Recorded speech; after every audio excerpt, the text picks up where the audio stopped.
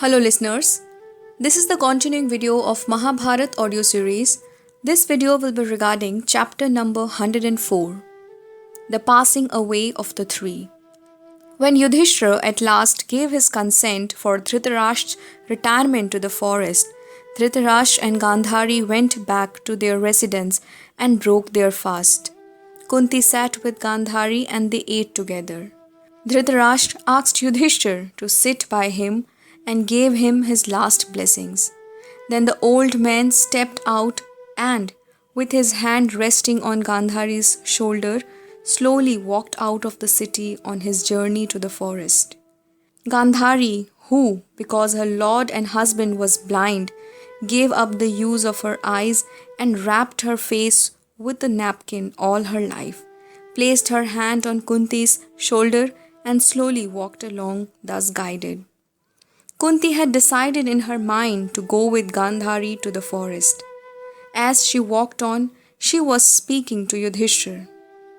Son, do not ever let your speech be angry when you speak to Sahadev.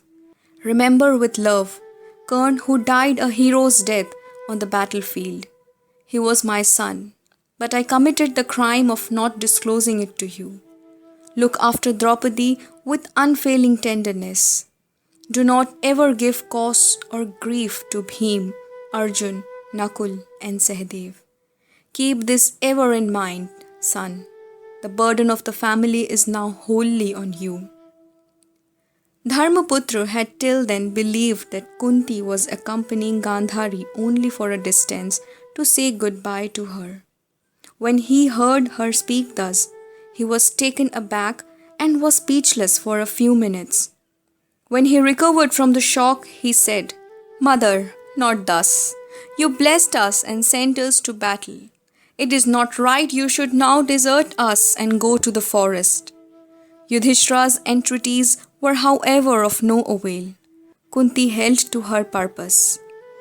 I must join my lord and husband wherever he be now. I shall be with Gandhari and go through the discipline of forest life and soon join your father. Go back unagitated. Return to city. May your mind ever stand steady on dharma. Thus did Kunti bless her illustrious son and depart. Yudhishthira stood speechless.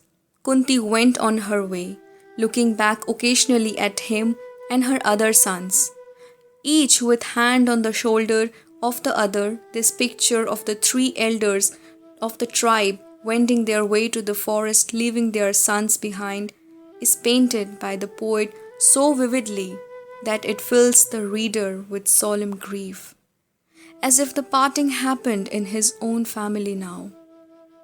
Dhritarashtra, Gandhari and Kunti spent 3 years in the forest.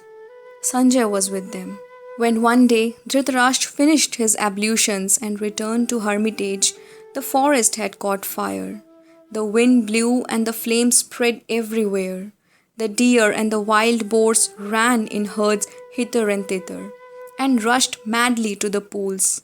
Dhritarashtra told Sanjay, This fire will envelop us all. You had better save yourself. Saying this, the blind old king, Gandhari with her eyes blindfolded, and Kunti sat down on the ground.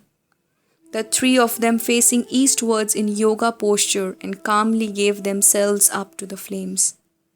Sanjay, who had been to the blind king throughout all his days, his only light and was dear to him like life itself, spent the rest of his days in the Himalayas as a sannyasi.